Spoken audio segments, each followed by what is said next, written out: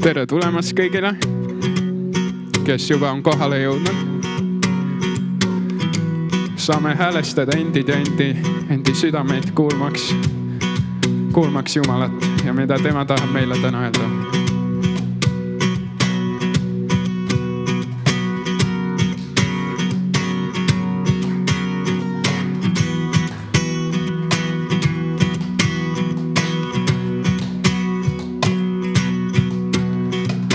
Ava mu südame silmad, ava mu silmad, Issand, soovin sind näha, soovin sind näha.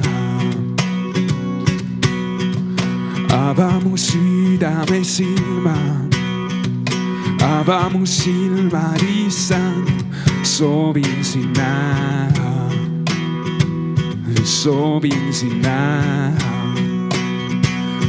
Näha ülendatult sind, säramas auhilguse päiga, armastust ja vägevala, kui laulan püha, püha, püha. Näha ülendatult sind, säramas auhilguse päiga, armastust ja vägevala, kui laulan püha, püha, püha. Ava mu südame silmad, ava mu silmad, Issand, soovin sind näha, soovin sind näha. Ava mu südame silmad, ava mu silmad, Issand, soovin sind näha, soovin sind näha. Näha ülendatult sind, säramas auhilguse päiga, armastust ja vägevala, kui laulan püha, püha, püha. Näha ülendatult sind, säramas auhilguse päiga, armastust ja vägevala, kui laulan püha, püha, püha. Püha, püha, püha. Püha, püha, püha. Püha, püha, püha. Soovin sind näha. Püha, püha, püha. Püha, püha, püha. Püha, püha, püha. Soovin sind näha.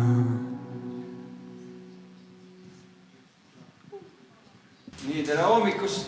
Kaks. Natukene veel õredalt, aga loodame, et inimesed on teel siia poole. Täna on teine advent ja järjest enam kogu see ilm ja ma arvan ka meie meeleolud lähevad sinna jõuluteemasse sisse, et tundub, et iga aasta natukene järjest varem hakkavad juba see jõuluteema tulema, et poed panevad oma vitriinid seal kõik ilusti ja siis tulevad tuled ja valgused ja muidugi kui lumi ka aitab palju kaasa, et igal juhul me oleme täna siia kokku tulnud selleks, et mitte tähistada otseselt seda jõulu või võtta sellest pidustust osa, vaid meie loomulikult oleme selles adventajas ja tähistame kirikul väga olulist pühade perioodi, kus Kristus saadeti või ta sündis siis siia ilma meie pärast. Ja täna ka, kui me oleme siin, siis ma arvan, et me saame eelkõige nende asjade peale mõelda ja täna on siis meil Ilmar jagamas sõna. Ilmar on juba valmis, alati valmis. Ja Riina tuleb üsna pea ja siis loeb meile tänase Jumala sõna teksti ja pärast anname infot ka siis kõigi asjade kohta, mis meil siin jõulupeoga seoses on ja see võib-olla kohta veel on vaja veel siis meelt tuletada veel midagi, aga tõuseme ja läheme Jumala ette oma palvega. Kallis taevane Isa, me oleme tänulikud selle eest, et me saame täna olla jälle siin ja oleme oma südamed avamas. Palume, et sinu tänane ligiolek võiks olla kogetav. Sest suur on see maailmaruum, kus me elame ja väikesed oleme meie selles kõiges universumis. Ometigi oled sina see, kes sa oled kõige selle taga, vähemalt nii me usume. Sina oled kõige looja. Sina oled olnud alguse aegadest ja igavesti ja loonud meid inimesi oma näo sarnaseks. Ja täna, kui me oleme siin, siis meil on see eriline võime sinu poolt antud, et me võime mõelda ja tulla sinule ligemale, otsida sind, mõelda sinu peale kui Jumala peale. Me ei tea täpselt, kas kassid või koerad või loomad selliseid mõtteid mõtlevad, suure tõenäosusega mitte. Aga inimesele oled sa andnud need eksistentsiaalsed mõtted ja meil on võime mõelda selliselt, nagu Jumal sina mõtled, tunda neid samu tunde, mida sina tunned ja olla mingis mõttes sinu moodi. Ja täna, Jumal, me palume, et sinu püha vaim võiks meid kõiki puudutada. Palume, et tema võiks täna olla meie keskel. Tal oleks vaba voli teha siin seda, mida tema tahab. Ja me anname kogu selle teenistusaja täna sinu kätte. Palume seda sinu kalli poja Jeesuse Kristuse nimel. Aamen. Istume ja kuulame siin Jumala sõna.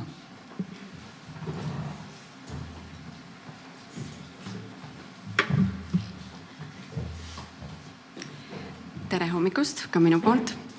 Ma kasutan võimalust, teen väikse reklaamipausi meie palvekale. Olen käinud ka viimasel ajal meie palvekoosolekutel ja see on meil millal? Janek teab, esmaspäeval kell. Ja see on kellaaeg on natuke kahtlane, et see peab püha vaimust juhitud olema. Aga 4:30 siis esmaspäeviti ja tegelikult on väga hea võimalus. Teate, ma üldse ei teadnud, et meil on niisugused prožektorid. Siin oled kohe rambi valguses. Et on võimalus ka osa võtta netiteel, et mina ka viimasel ajal et siia kohale jõuda oleks päris keeruline sellisel kellaajal, aga tõesti julgustan.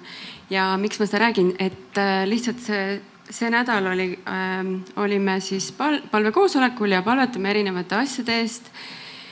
Ja mul oli nagu selja taga siis nädalast mingi olukord ja mõtled, et see on nagu nii mõttetu teema üldse või nagu nii väike asi, et mis ma siin hakkan, et teised palvetavad siin sõja ja rahu ja suurte asjade pärast, et tundus nagu niuke nagu tobe nagu isegi öelda, aga ikka enda sees mõtleb, et miks ma siin olen, et sellepärast me olemegi siin, et nagu jagada oma asju ja palvetada üksteise eest ja siis ma ikkagi ütlesin selle välja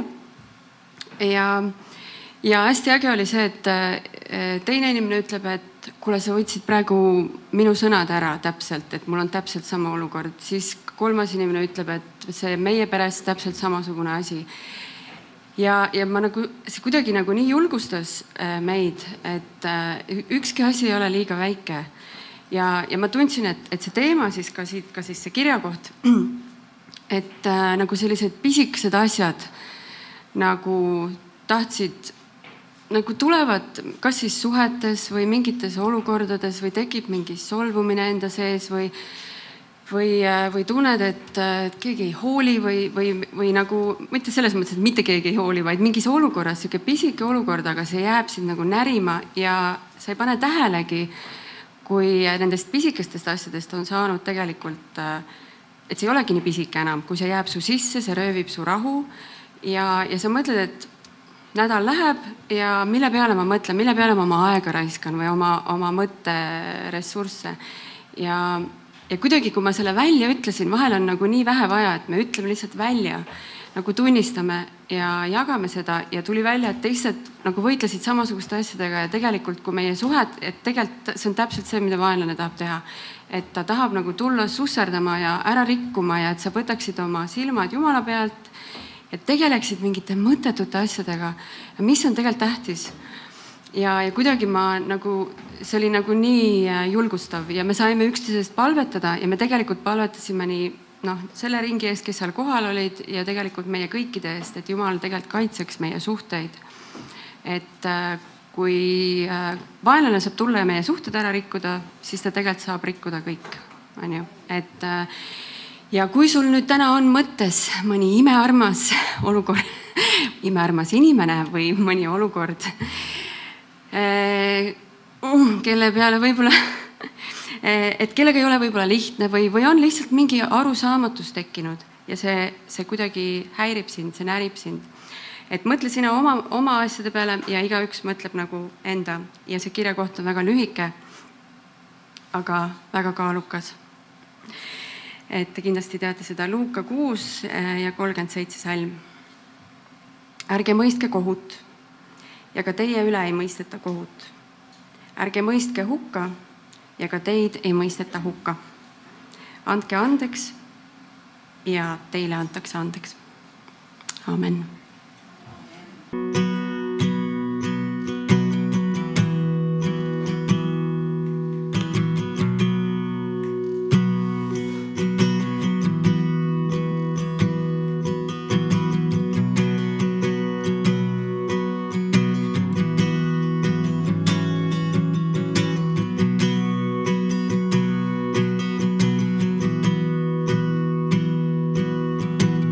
Jeesus, sina valitsed siin paigas.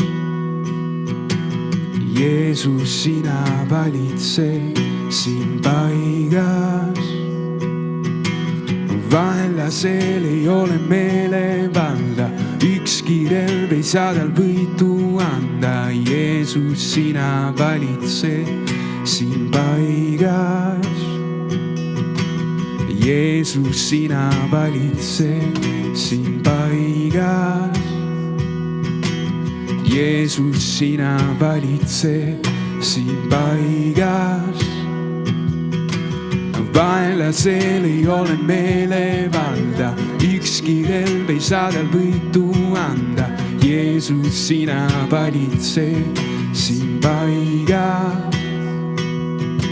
Sulle kuulub meelevald taevast ees ja taeva all. Sulle kuulub sinu kogudus.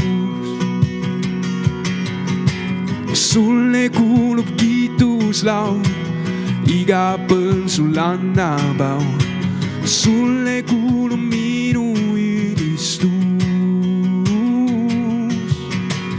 Jeesus, Jeesus, nimi üle iga nime, üle päe ja iga ime. Jeesus, Jeesus, kiitus kõige kõrgemale, kuningate kuningale.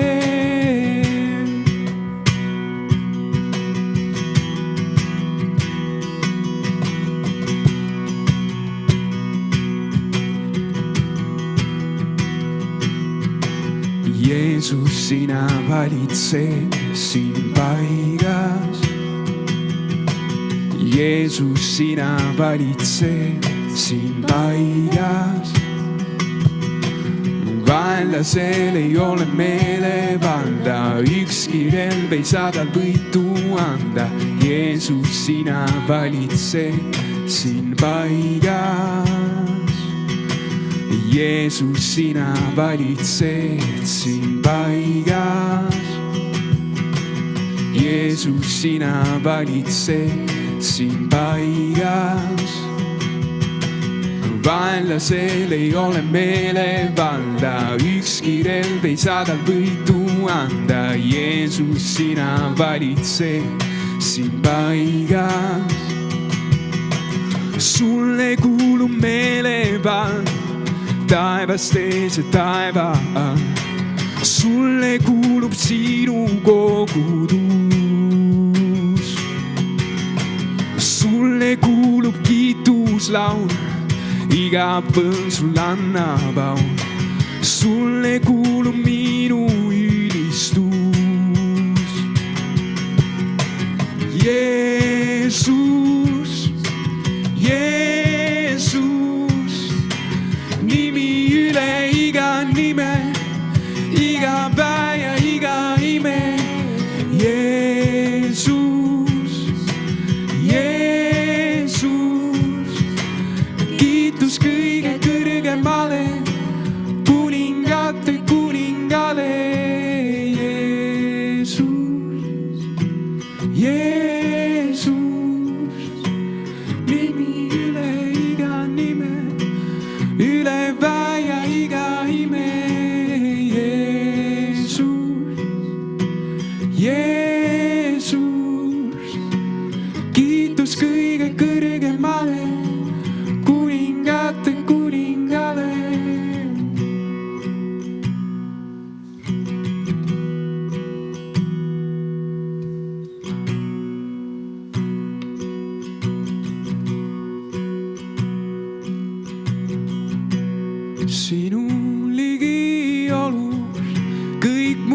saab tühiseks sinu ligiolus vaid. Sinu ligiolus kõik muu saab väikeseks, sinu ligiolus vaid. Sinu ligiolus kõik muu saab tühiseks, sinu ligiolus vaid. Sinu ligiolus kõik muu saab väikeseks, sinu ligiolus vaid. Tule oma suuruses, tule oma väis, täida oma auga see paik. Tule oma hiilguses, et su aume näiks. Issand, siin me igatseme vaid. Tule oma suuruses, tule oma väis, täida oma auga see paik. Tule oma hiilguses, et su aume näiks. Issand, siin me igatseme vaid. Sinu ligiolus kõik muu saab tühiseks, sinu ligiolus vaid. Sinu ligiolus kõik muu saab väikeseks, sinu ligiolus vaid. Sinu ligiolus kõik muu saab tühiseks, sinu ligiolus vaid. Sinu ligiolus kõik muu saab väikeseks, sinu ligiolus vaid.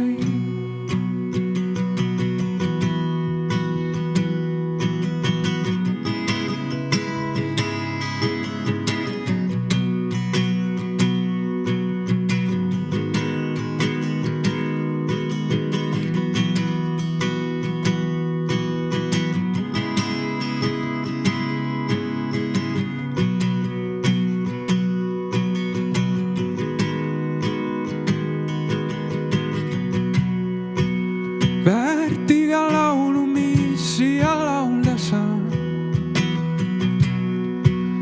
Väärt kogu kiitus, mis siia tuua saan. Väärt iga hingetõmme maailmas elame su jaoks.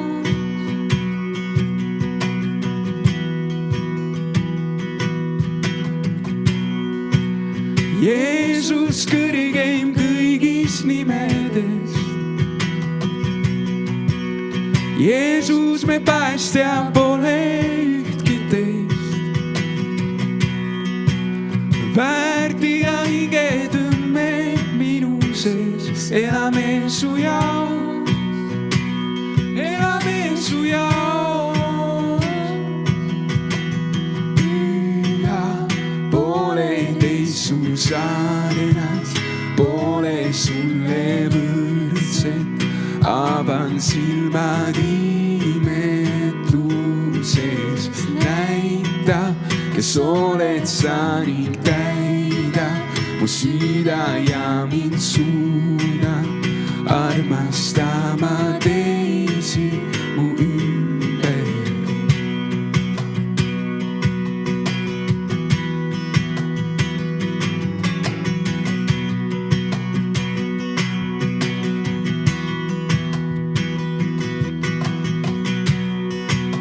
Väärt iga laulu, mis siia laulda saan.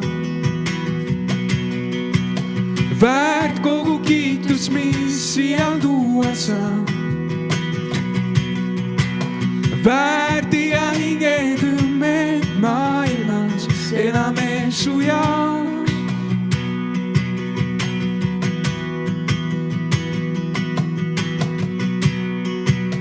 Jeesus kõrgeim kõigis nimedes. Jeesus me päästja pole ühtki teist. Väärtiga hingetõmmed minu sees elame su jaoks. Elame su jaoks. Püha pole teist su sarnas, pole sulle võrdset. Avan silmad imetluses näita, kes oled sa ning täida mu süda ja mind suuna armastama teisi mu ümber. Püha pole teist su sarnas, pole sulle võrdset. Avan silmad imetluses näita, kes oled sa ning täida mu süda ja mind suuna armastama teisi mu ümber.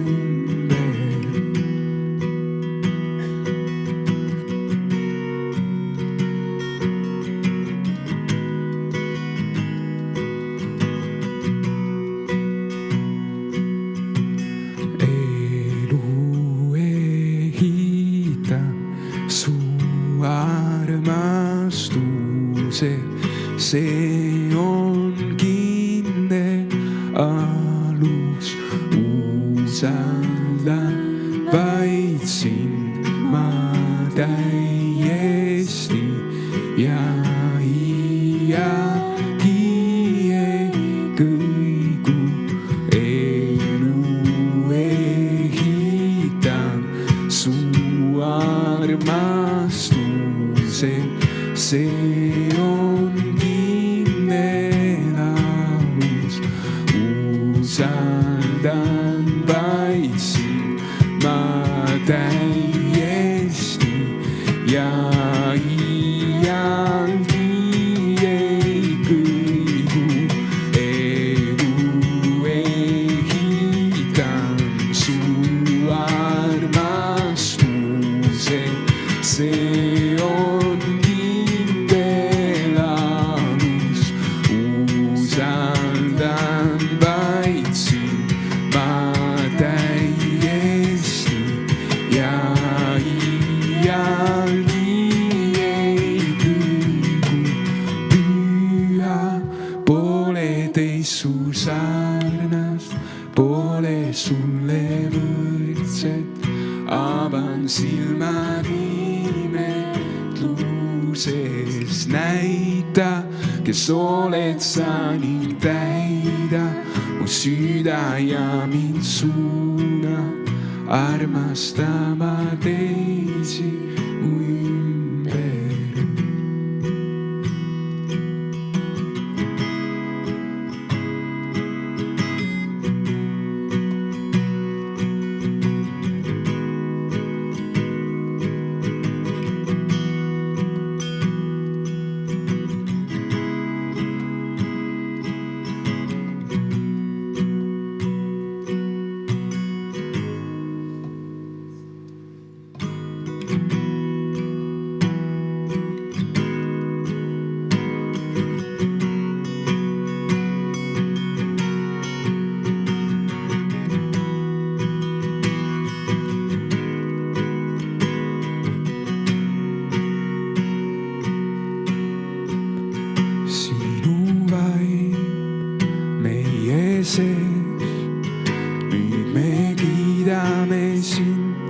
me kiidame sind sinu vaid meie sees. nüüd me kiidame sind sinu vaid meie sees. nüüd me kiidame sind sinu vaid sees. Nüüd me kiidame Issand üksnes sind. Suur oled sa, sinu käest elu on. Sa tood pimedusse valgus, sinu käest lootus on. Taastab südame, mis murdub. Suur oled sa, sinu vaim meie sees. Nüüd me kiidame sind, sinu vaim meie sees. Nüüd me kiidame sind, sinu vaim meie sees. Nüüd me kiidame sind, sinu vaim meie sees. Nüüd me kiidame Issand üksnes sind. Suur oled sa.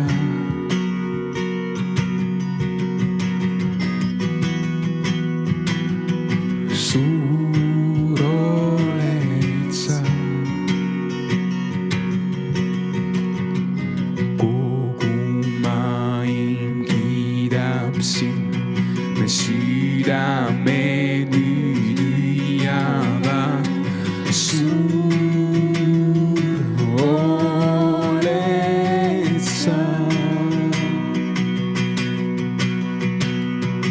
Kogu maailm kiidab sind, me südame nüüd hüüavad. Suur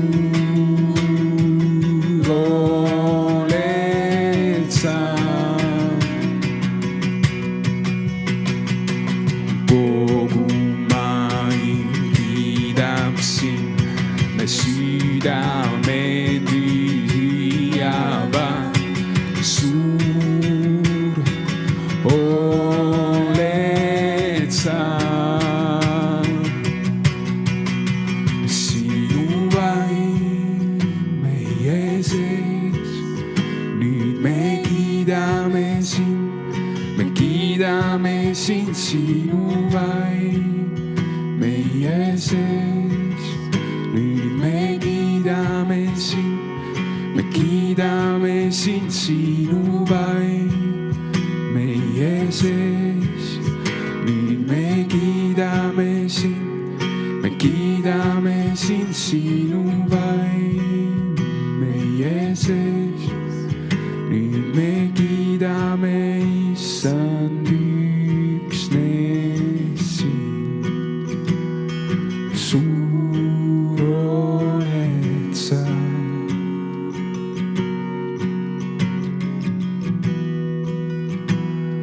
Suur oled sa.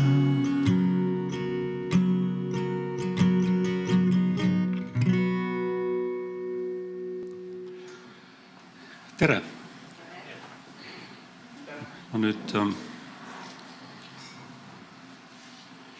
täna ma jutlustan nii, nagu ma ei ole seda mitte kunagi teinud. Ma panin prillid ette. Mul on prillid olnud 43 aastat ja eile ütles mu abikaasa mulle, et miks sa neid ei kanna? Et sa näeksid palju paremini. Ja nüüd ma proovin.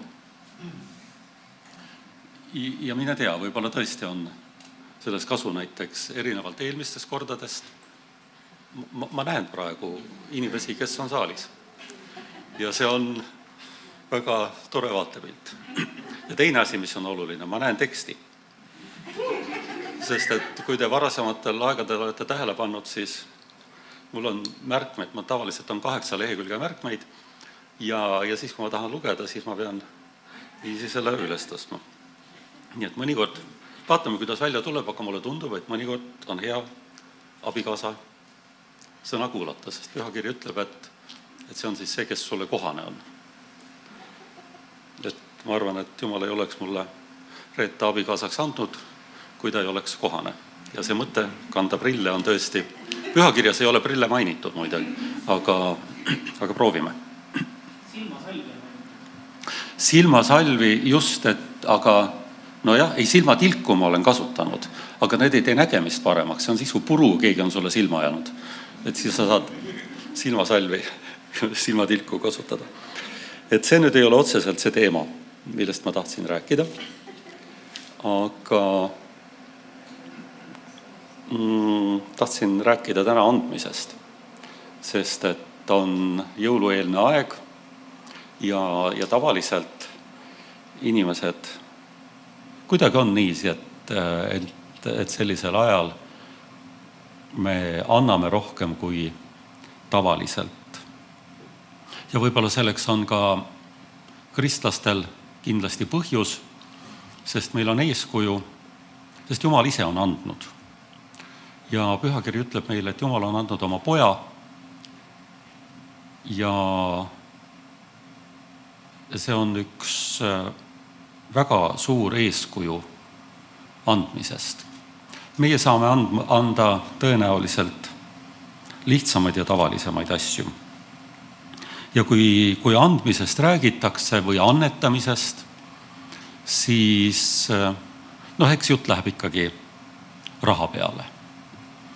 Ja see on isegi Eesti kirjandusklassikast tuntud lause, et raha võib härra Maurusele alati tuua kas või öösel. Ja ma ei tea, kas Janek on jälginud näiteks neid laekumisi, aga kindlasti on ka neid, kes oma kümnise ülekande keset ööd ära teevad. Et öösel ja päeval võib kogudusele raha tuua. Et mis asi see raha on? Raha on üks äärmiselt huvitav asi. Mõned inimesed, kes piiblit lugenud ei ole, aga arvavad ennast teadvat, mis seal on kirjutatud. Neid inimesi on väga palju.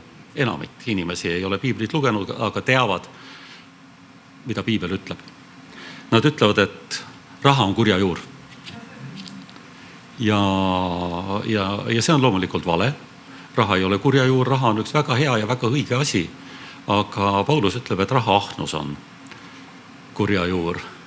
Raha ise on, ma otsisin välja selle raha määratluse, mida me õppisime 80-ndatel, kui me käisime keskkoolis toonasest ühiskonnaõpetuse õpikust. Selle raha määratluse oli sõnastanud Karl Marx ja see kõlas nõnda. Raha on väärtuste mõõt kaup, mida on võimalik vahetada kõikide teiste kaupade vastu.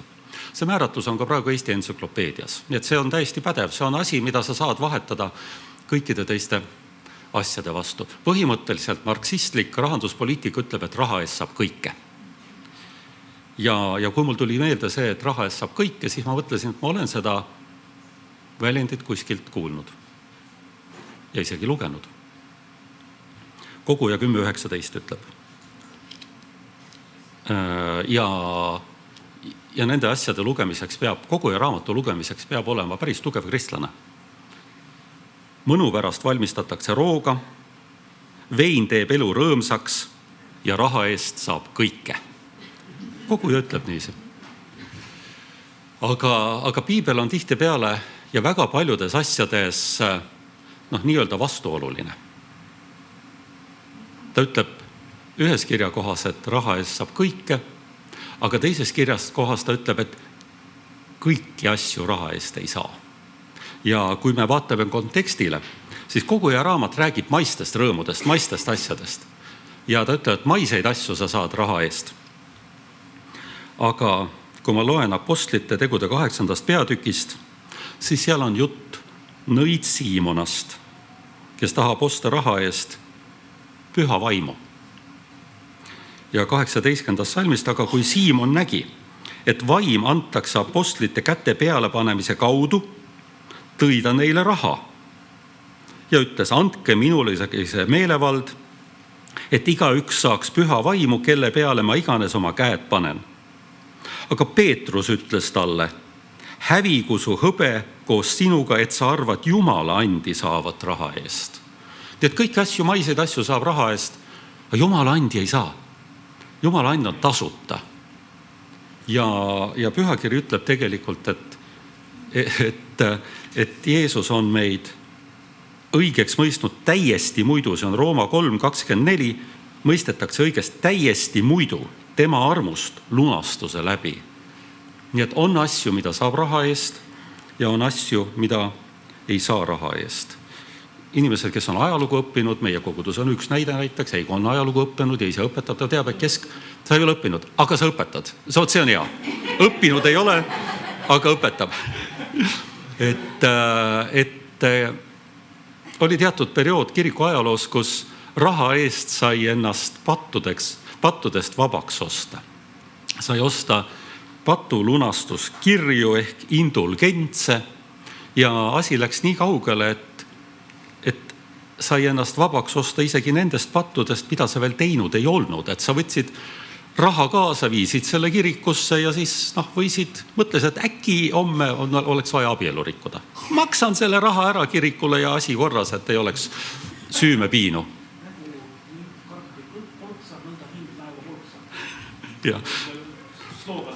Ja, et raha eest saab siis ennast, nagu Heigo praegu tsiteeris rahvaluule kaudu, et raha eest saab endast taevasse osta. Pühakiri sellest ei räägi.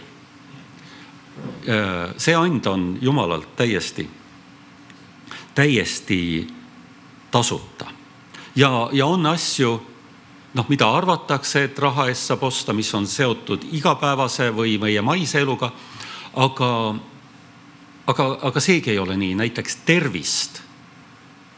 Teatud piirini, kui sul on väga palju raha, sa saad võib-olla paremaid ravivõimalusi, aga inimese elu ja tervis on ikkagi Jumala käes.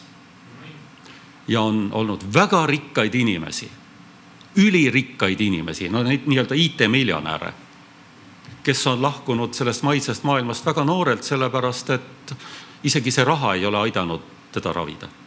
Aga on neid inimesi, kellel pole sentigi hinge taga, kes on oma tervise häda süüdnud Jumala poole ja Jumal on appi tulnud.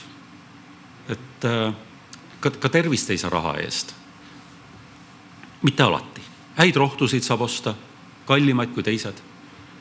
Aga selles mõtteski on kõik Jumala käes. Aga teine asi, kui me räägime andmisest ja annetamisest, siis me räägime kümnisest. Ja mis on kümnise mõte? Kui me vaatame Vana Testamenti, mis on kümnise mõte, siis kümnise mõte ei ole anda Jumalale raha. Kuigi selline mulje võib jälle inimestel väljaspool kirikut, kes piiblit ei tunne, jääb selline mulje, et nii kui sa sealt uksest sisse lähed, kohe sult su raha ära võetakse. Aga kümnise mõte ei ole see, et Jumal tahab sinu raha. Ma toon ühe näite. Aga see puudutab ainult meie maakera. Aga maailm on suurem kui maakera. Palju suurem. Aga maakeraga on selline lugu, et härra Mendilejev siis uuris välja ja pakkus välja oma klassifikatsiooni, et milliseid elemente meie maakeras on. Need on väga palju erinevaid, nüüdseks on avastatud neid üle 100. Ja üks element, mis inimestele väga meeldib selles, et Mendelejevi tabelis on kuld. Ja kuld iseloomustab rikkust. Natukene kulda on inimesed maa seest ka välja kaevanud ja endale võtnud. Ka meil on sahtlites, mul on näpu ümber natukene kulda, mis on kuskil kunagi kaevatud. See kuld on kuskil tähe sisemuses kunagi tekkinud. Aga mõelge sellele, kas Jumalal on sinu raha vaja. Kas Jumal muutub rikkamaks sellest, et sa annad talle midagi? Maakeraga on selline lugu, et maakera sees on nii palju kulda, et kui see sealt kõik välja kaevata ja katta maakera selle kullaga, siis oleks terve maakera kaetud 0,5-meetrise kullakihiga. Seda on nii kohutavalt palju. Aga see on murdosa sellest rikkusest, mis Jumalal on. Astronoomid on avastanud, et on asteroide, mis on teemandist. Miljonid tonnid teemanti lendavad mööda universumit ringi. Kui meil oleks üks selline võimalik siia maakera peale kätte saada, no me ei saa seda tõenäoliselt. Et Jumalale on suhteliselt ükskõik sellest rahast või rikkusest, mida sina tood kirikusse. Mis on kümnise eesmärk? On Jumala teenistuse ülal hoidmine. Tooge kogu kümnisvara aita, et mu kojas oleks toidust, et Jumala teenistus toimuks, et me saaksime kas me need samad ruumid, et saaksime ruume rentida, et uksed oleksid lahti, et tuba oleks soe, et leviidid oleksid söönud,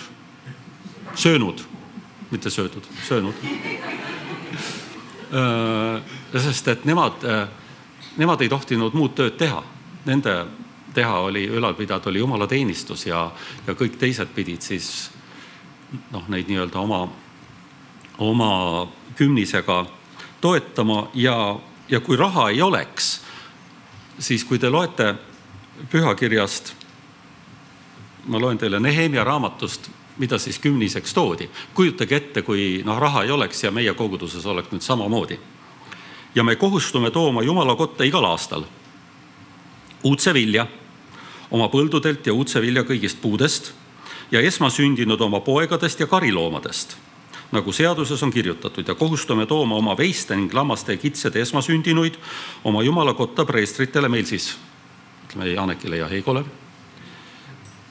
kes teenivad meie Jumala kojas. Me toome ka parimat oma taignast ja oma tõstelõivudest kõiksugu puude vilja, värsket veini, õli preestritele meie Jumala koja kambrites ja oma põldude kümnist leviitidele, neile leviitidele, kes koguvad kümnist kõigist meie põllude linnadest.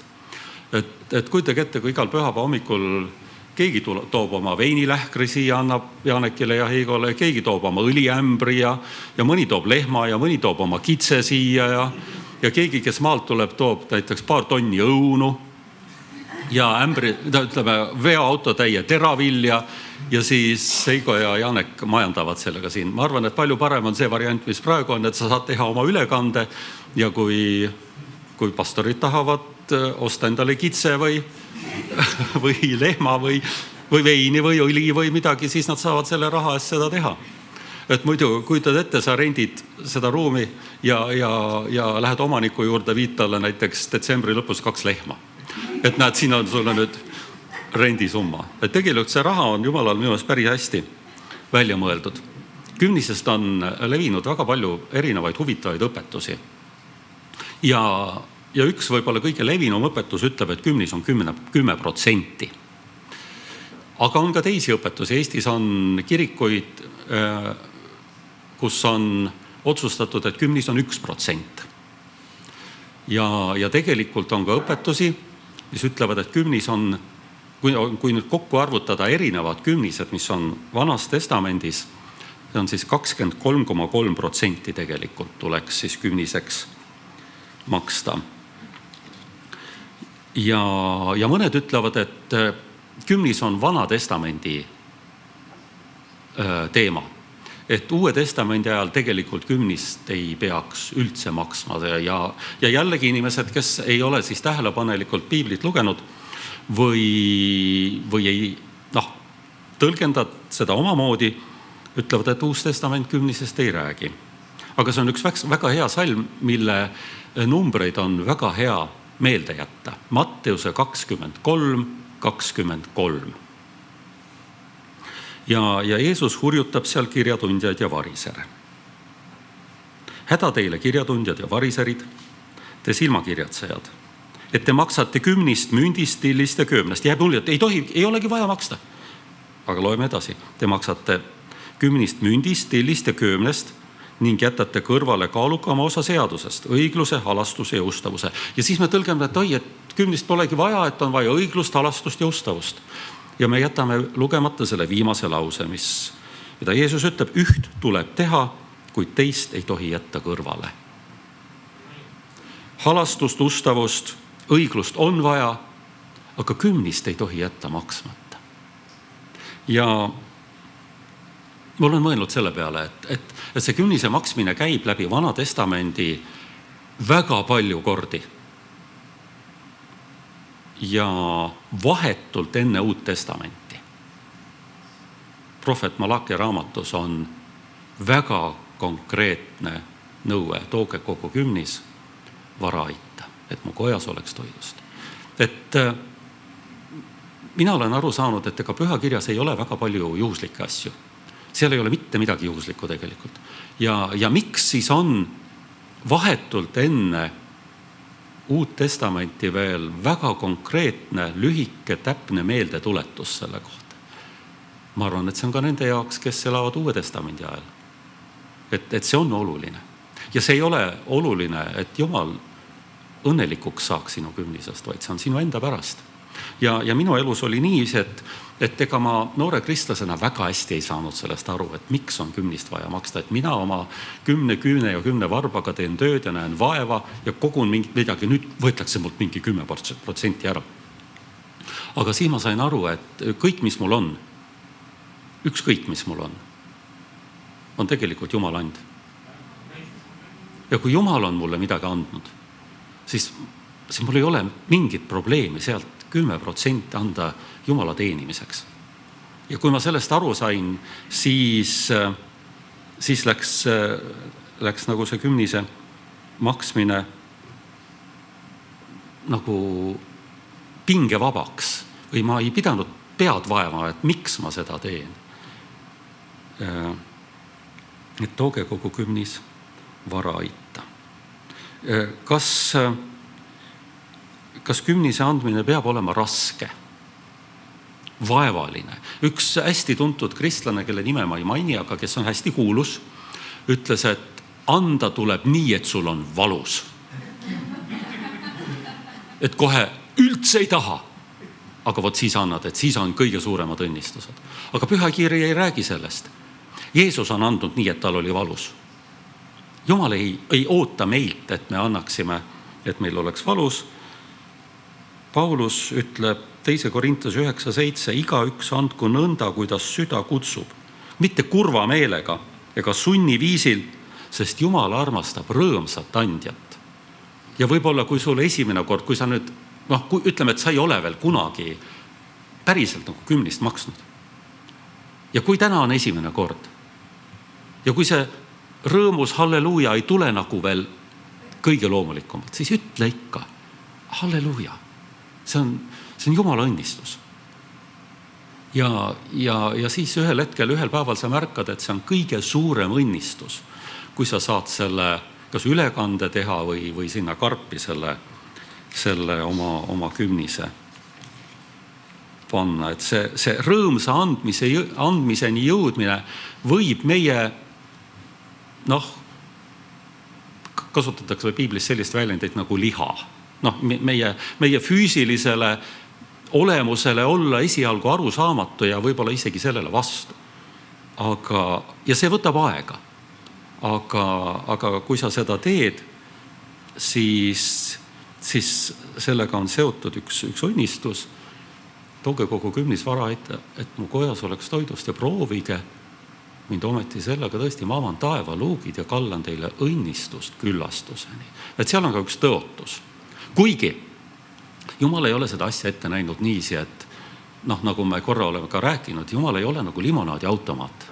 Et sa teed selle ülekande ära ja kohe sealt tuleb 30, 60 ja 100 kordselt sulle arvele laekub tagasi. Need asjad päris nii ei käi. Sest kuigi raha on oluline, õnnistus ei tähenda alati raha. Õnnistus võib tähendada hoopis midagi muud, mingit soosingut või kas või midagi sellist.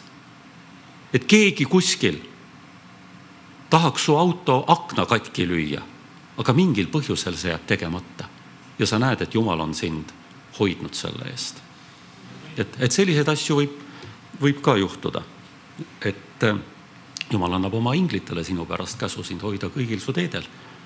Kätel nad kannavad sind, et sa oma jalga ei tõukaks vastu kivi. Ja üks asi veel. Tegelikult on veel 2 asja, millest ma tahan rääkida, aga üks asi on see, et me ju ei anna ainult raha. Teinekord me anname asju. Me annetame mingeid asju. Üks väga huvitav annetamise viis, millega meie kogudus on ju tegelenud, on see toidupank.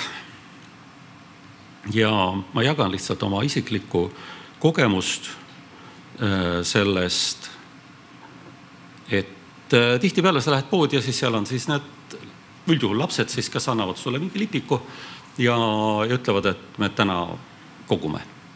Ja mina sain ka ükskord lipiku ja mõtlesin, et nüüd ma lähen, ostan kärutäis neid asju ja annan terve kärutäie siis toidupangale. Ja täiesti, mul on tegelikult täiesti häbi selle pärast, sügavalt häbi, aga ma oma käruga suundusin kõigepealt kõige odavamate küpsiste riiuli juurde. Ja siis järsku tuli mulle meelde, et aga pühakirjas on midagi selle kohta kirjutatud. Ja Jesaja 58. Seal nagu see vahepealkiri on sellest õigest paastumisest. Ja seegi on täiesti vale tõlgendus, et paastumine tähendab ainult toidust hoidumist. Jesaja 58, 10 ütleb, kui sa pakud näljasele seda sama, mida sa ka ise himustad. Siis ma mõtlen, et miks ma arvan seda, et need inimesed, kes elavad puuduses, tahavad süüa odavaid küpsiseid. Ja siis ma hakkasin mõtlema, et mida mina tahan. Ja siis ma võtsin oma südame rindu ja läksin sinna, kus on Snickersid ja need asjad, mis mulle meeldivad. Twixid ja kõik need. Ja siis ma läksin veel, võtsin kõige paremaid enda arvates. Ma söön purgisuppe aeg-ajalt. Kõige paremaid purgisuppe ja kõige paremaid pastatooteid ja neid pastakastmeid ja võtsin neid kõige paremaid asju, mida ma ise tahan. Ja andsin need. Ja vähemalt minu süda oli pärast seda rahul. Et ma andsin seda, mida ma tegelikult ise tahan. Ja paljude asjadega on nii, et kas sina tahad, et keegi kingib sulle, ise veel on hästi rõõmus, kingib sulle oma lääpatallatud kingad? Ei taha tegelikult. Tahaks korralikke kingi. Endal sa ostad ju korralikud kingad. Miks sa arvad, et tema tahab vanu kingi? Et selles mõttes tuleks ka vaadata, mida Jumal räägib ohverdamise kohta. Kui sa loed Vana Testamenti, siis korduvalt ja korduvalt ja korduvalt on öeldud, et see, mida sa ohverdad, peab olema veatu. Mitte vigane, mitte lombakas. Kui sa kingid jalgratta kellelegi, tee see enda korda. Kui sa naabri lapsele kingid jalgratta, ära kingi talle mingid rimakad, tee see korda ja kingi siis. Et selliste asjade peale paneb mõtlema see, kui sa loed seda Vana Testamenti annetamise ja ohverdamise kohta. Ja anda võib väga erinevaid asju. Aga tuleb välja, et kõige tähtsam asi tõenäoliselt, mida me saame ka nüüd jõulueelsel ajal anda, on selline asi, mida ei saa raha eest osta. Ja mis tuleb välja, mida ei ole üldse olemaski. Ei olegi olemas. Ja see on aeg. Kõige tähtsam asi praegusel ajal ja üldse ka jõuluvälisel ajal, mis on natuke pikem kui jõuluaeg. Kuigi, kui meie lapsed oli väiksed, siis meie jõuluaeg ja päkapikud hakkasid käima oktoobris ja ühel aastal käisid nad märtsi ja aprillikuuni välja. Sellepärast, et noormeestel oli õigustatud ootus, et sussi sees peab midagi olema ja tõesti märtsi lõpuni või isegi abikaasa mäletab, et aprilli alguseni oli midagi seal sussi sees. Nii et pange tähele, kui on õigustatud ootus ja põhiseadus ütleb, et päkapikud peavad käima ja tooma, siis las nad toovad. Aga aeg, mida inimesed vajavad? no ja asju me vajame, võileiba tahaks hommikul süüa, aga tegelikult me tahame ennekõike seda, et meie kõrval on keegi, kes on meie jaoks olemas. Ja aeg on üks selline asi, ma olen sellest kunagi ka rääkinud, aega on uuritud, mis asi see on, kas ta on olemas või ei ole. Ja minu lemmikteadlane Newton ütles, et aeg on absoluutne. Ta on kogu aeg loomisest peale alguses olnud, ta tuleb minevikust, suundub tulevikku, ta on mõõdetav. Einstein keeras selle kõik pea peale, ütles, et aeg on suhteline. Ja hakkas rääkima sellest, et kui mina olen Bernis oma patendiametis, aga kui palju kell on Berliinis, kui palju kell on Londonis, see sõltub asukohast, aeg sõltub ka sellest, kui kiiresti sa liigud. Kas sa liigud tavakiirusel või valguse kiirusel. Aeg on hoopis teine, sa vananed hoopis teise kiirusega. Inimene, kui ta elab kogu oma elu kõrghoone 100. korrusel, siis ta vananeb teistmoodi, hästi natukene kui see inimene, kes on elanud 1. korrusel. Millisekundites on vahe, aga see vahe on olemas, sellepärast, et ajakulg sõltub ka gravitatsioonist. Ja üks Oxfordi teadlane, Julian Barbour, 36 aastat oma elust pühendas aja fenomeni uurimisele ja selle tulemusena ta kirjutas raamatu Aja lõpp. Sest ta leidis, et aega tegelikult ei ole olemas. Aega kui sellist ei ole olemas. On olemas ainult sündmused, hetked, liikumine. Ühe hetke pikkus on 10 astmel -44 sekundit. See on vähim hetk. Ja meie aeg, see on Plancki aeg. Ja aeg koosneb nendest praegustest hetkedest. Meil ei ole võimalik mineviku aega tuvastada, välja arvatud see, et on toimunud mingi sündmus. Ja tulevikku meil ei ole võimalik ka tuvastada. On praegused hetked, nii nagu Artur Alliksaar ka oma luuletuses on öelnud, ei ole häid ega halvemaid aegu, on ainult hetk, milles elame praegu ja me elamegi praeguses hetkes. Ja aeg koosneb praegustest hetkedest, mis järgnevad üksteisele. Ja see on meie, ma seda ei korda, aga sa võid pärast siis postituse teha selle kohta oma kogemustest. Aga aega me defineerime liikumise järgi. Mingid asjad tiirlevad, pöörlevad, mingid asjad võnguvad. Ja tegelikult siis, kui me vaatame piiblit, siis pühakiri räägib seda sama. Psalm 90, Psalm 4, sest 1000 aastat on sinu silmis nagu eilne päev, kui see on möödunud ja nagu vahikord öösel. 1000 aastat eilne päev. Vahet ei ole. Ja 2. Peetruse 3:8, aga see üks asi ärgu olgu teile armsa teadmata, et üks päev on issanda juures nagu 1000 aastat ja 1000 aastat nagu üks päev. Et aeg on väga suhteline. Ja see on asi, mida ei saa raha eest osta. Ometi ütleb Paulus, et pidage aega kalliks. Need asjad, mida ei saa raha eest osta, need on kõige kallimad asjad. Efesose 5:15 ja 16. Siis vaadake hästi, kuidas te elate, mitte kui rumalad, vaid kui targad, pidades aega kalliks, sest päevad on kurjad. Et aeg on väga kallis. Ja aeg, mida me saame oma lähedastele anda, on piiratud. Mõnikord meil on selline tunne, et aeg on küll. Aga mina olen näiteks tähele pannud, et viimased 60 ja umbes pool aastat on läinud niuhti. Sutsti. Ja tõenäoliselt järgmised 60 ja pool lähevad sama kiiresti.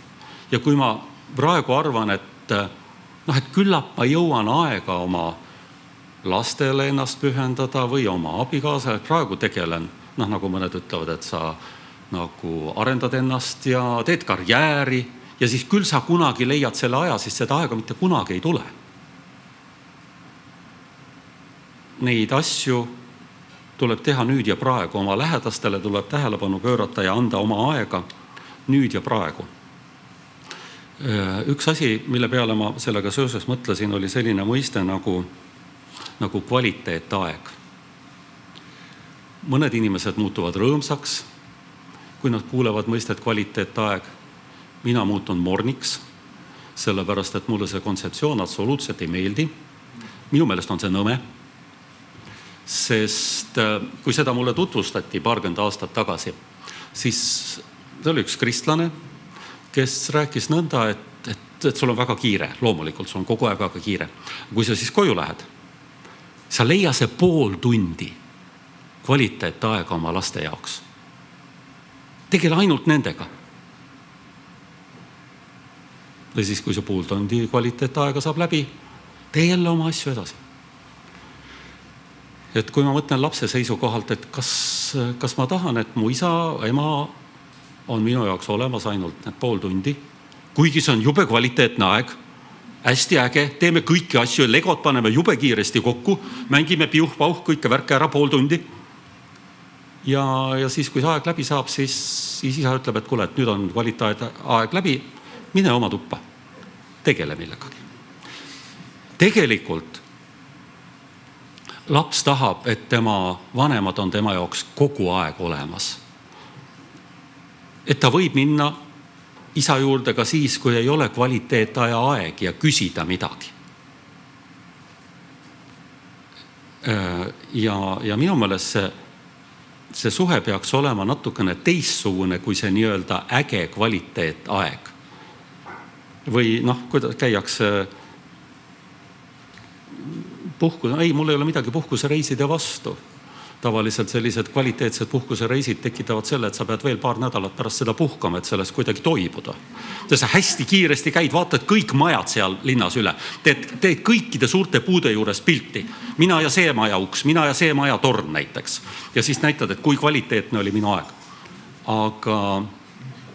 Aga mis seal siis tegelikult toimus ja kuidas sa oma lähedastega suhted? Seal majal on täiesti ükskõik, kas sa tegid tema ukse juures pilti või ei teinud.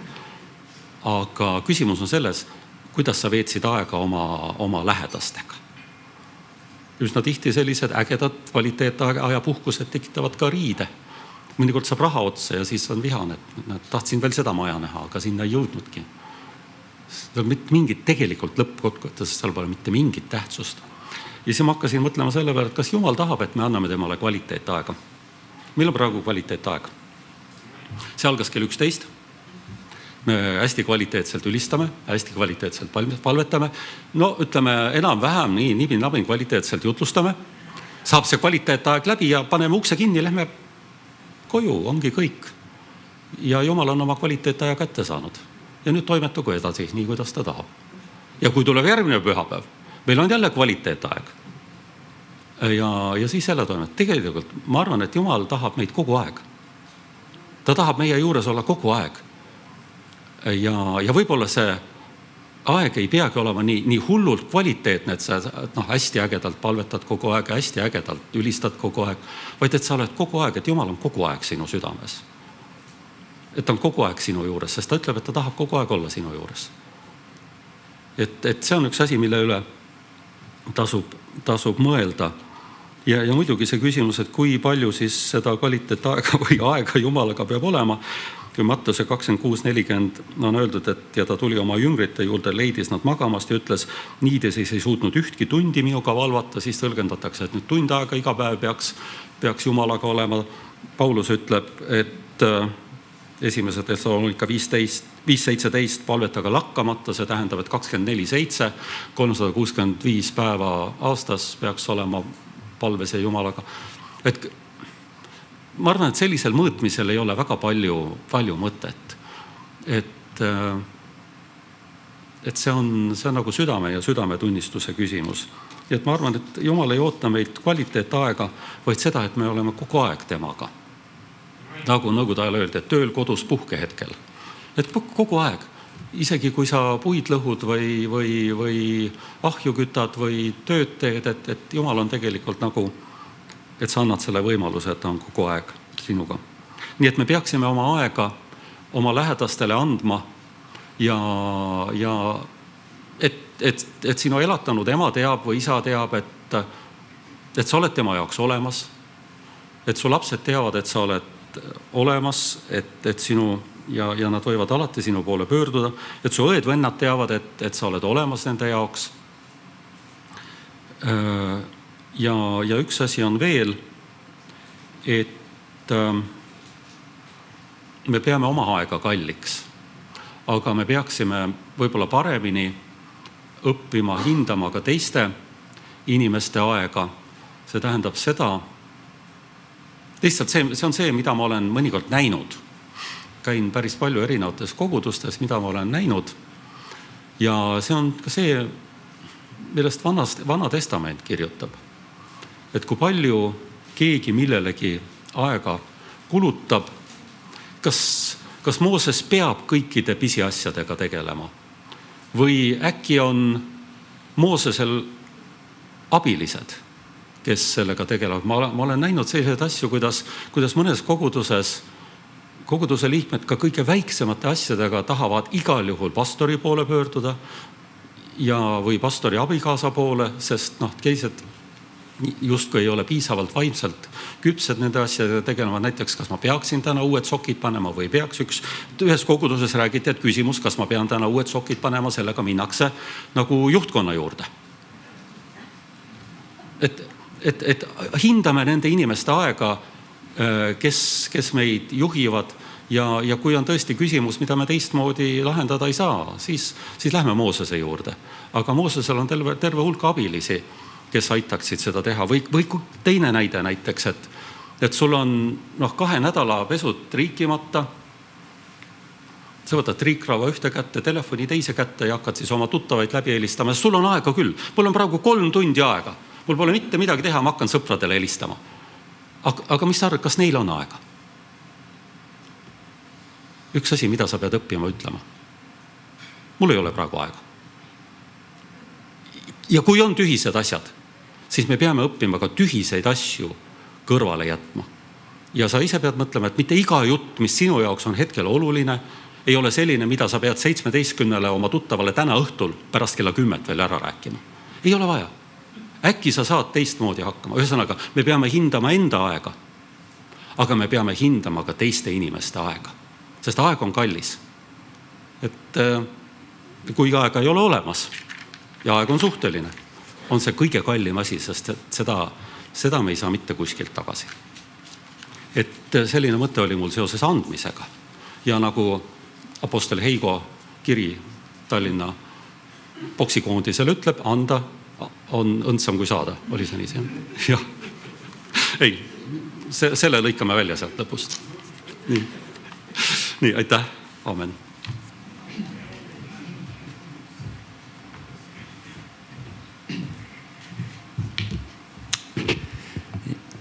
Ja, aitäh Ilmarile ka. Mõtlesin, et kõigepealt me võib-olla selle ülekande lõpetame, lehvitame kõigile, kes sealt meilt täna vaatas ja me hakkame nüüd rääkima nendest väga isiklikest asjadest. Ehk siis me avalikustame täna, kes siis maksavad kümnist ja kes ei maksa. Nii et kohtume.